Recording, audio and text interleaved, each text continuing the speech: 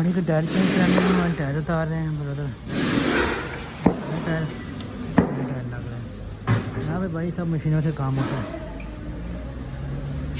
सब मशीनों से काम होता है। कोई भी हाथ से काम नहीं है मुझे है, सब काम होता है। टेम्परी सब कुछ,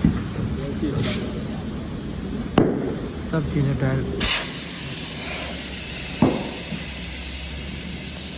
प्रॉपर चेक करते हैं। उसके बाद इसको हवा निकाल देते हैं।